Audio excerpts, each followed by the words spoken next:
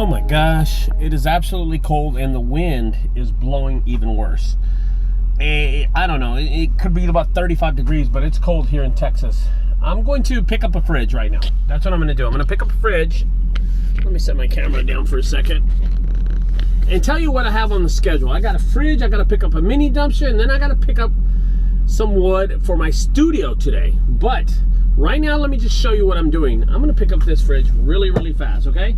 So all right, I came out here with the F350 diesel 6.4 running like shit. I mean, when it's cold, all my trucks manage to break down for some reason.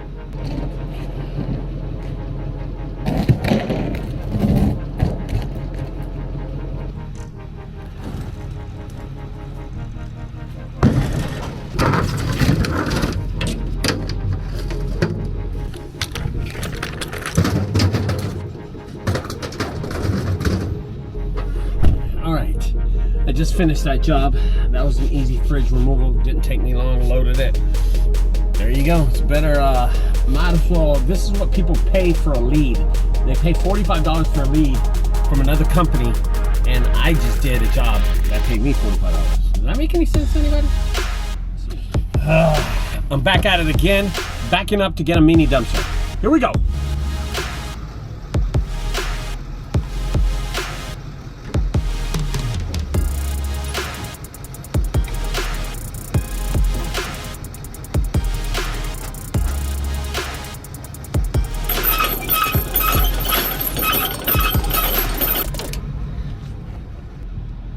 Okay, I just finished up.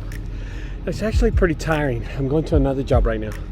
Let me show you something, and I just don't get it. Y'all are gonna go, what?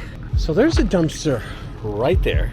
There's 1, 2, 3 dumpsters right over there. And look how much stuff they put inside my mini dumpster. This is going to be ridiculous. What?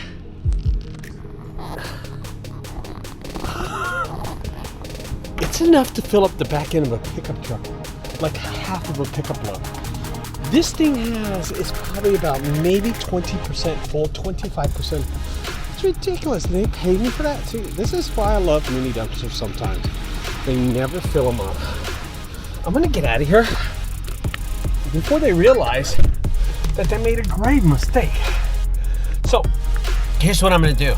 All the carpet that's in this mini dumpster, I'm gonna actually put it in another trailer of mine. Another mini dumpster. That way I have this mini dumpster always empty. And that way I can drop it off somewhere else. So that's gonna be cool. All right, let's go on with the next one. But first of all, I wanna get into a video that I saw on YouTube the other day. And I actually posted it and reposted it on my Facebook page. It was called, I Quit How My Junk Removal Service Failed. And I saw the whole video. I guess it's like a between a 5 and 10 minute video, something like that. I'm not sure. And I don't know the guy's name, but he was using his truck, only his truck, to build his business. And he quit after doing it only part-time. So there was a few things on it he was only doing it part-time. And he says in his video that he's going to start his own, he's going to go back to work to have that financial freedom that he always wanted. And there was a few things that I didn't agree on him. Well, I didn't agree on the whole video, actually. You know, first of all, he quits his business because he wants to be in the insurance and accounting, I guess the insurance and the accounting side of business, because I think it's not as volatile as junk removal is, okay? I want to explain a few things for you. You don't quit your job unless you're not, okay, so let me put it this way. If you're making a lot of money doing one thing, let's say you're being a roofer, and you're making thousands of dollars weekly, and you're a dentist and you're making thousands of dollars weekly, and maybe you're a carpenter and you're making thousands of dollars. You don't quit that job to go become an accountant or an insurance salesman for a big company, right? You just don't do that, because that's called common sense. That's how things work in life, okay? If it works for you, you don't quit that work, that job. You don't go from being an entrepreneur to working for an insurance company and working for somebody else. That's not called financial freedom. That's called more like working for somebody else. That's what it means. When you're an entrepreneur and you own a junk removal service, that's exactly what you're doing. You're an entrepreneur and you own your own business. That's what it's called. It's called owning your own business, because that's what you started. It's your little baby. This guy had a lot of failures in his job, and here's another thing. He said that he was doing it part-time, so that's one thing. If you don't engulf yourself in this business and become full-time, you're just not going to make any money.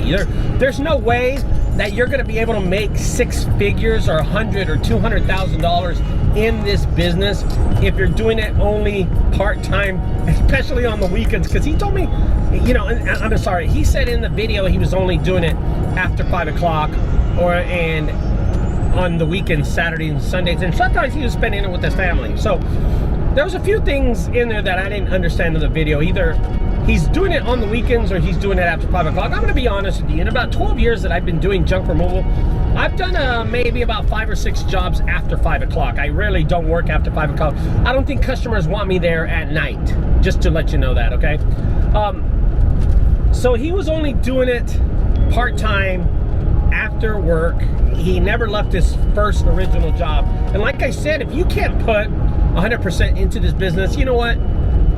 You shouldn't really try to be an entrepreneur. You shouldn't try to build this business to make it a full-time job, to make $100,000 or $150,000. Honestly, I don't know how much he was thinking of making in this job, but just to say that he was doing it part-time and not full-time, I knew from the start that he wasn't putting all his effort.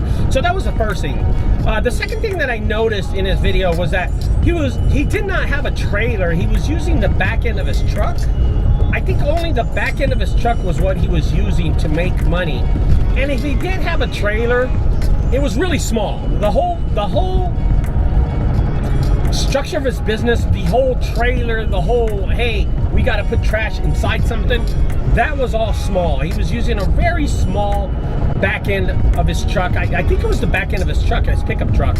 That's all he had, and that's what he was using for his part-time junk removal service.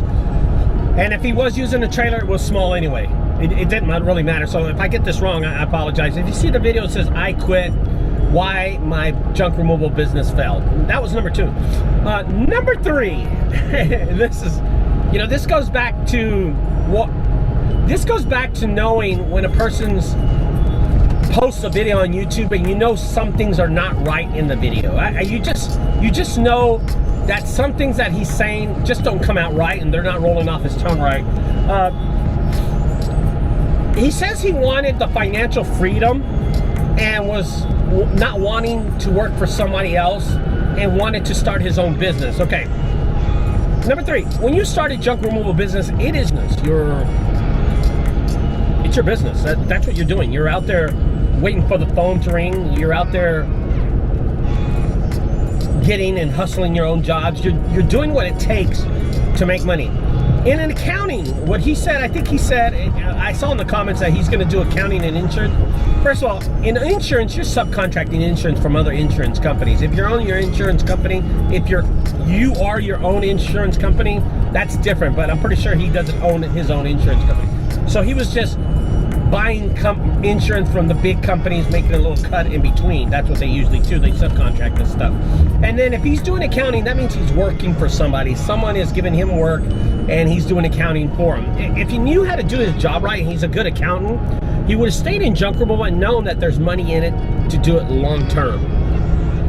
That was the third thing that I found really wrong about the whole video. I just found it very, how can I say this? Not very smart on his end when he posted this video, okay? And number 4, listen guys, if you're not gonna put effort in this business, don't try it, okay? This business is not a part-time business, which was the first thing that I talked about. This business, if you don't market it right, and you're gonna start using Angie's List, Home Advisor, you know, all those companies that you have to pay for leads, you're just not gonna be that successful that fast. It's gonna take you a long time to do that because they always cut in your money. They're always cutting in 10 or 15% of any profit you make. So just to let you know, I didn't agree on his video why I quit. So if you're starting a junk removal business and you're looking at that video, have second thoughts of it, okay guys? Don't be discouraged by a video that someone posts and doesn't really realize the art of junk removal. If he's only doing it for a year and decides to quit, or even 2 years and decides to quit. You know, 90% of all businesses fail after the second year, okay? And after the first year, 70% of them fail, okay? But after the second year, they realize, hey, we're not making any money, 90% of them fail. So just to let you know, if you're past year 5 and year 12, like I have, then you're gonna realize that your business has been successful, and if you're not making money, you gotta find out how to make money, okay? Anyway, guys, I want to throw that at the first of my video, and just tell you, I posted this video on my Facebook page, by the way. So if you want to look at it, it was up there. Let's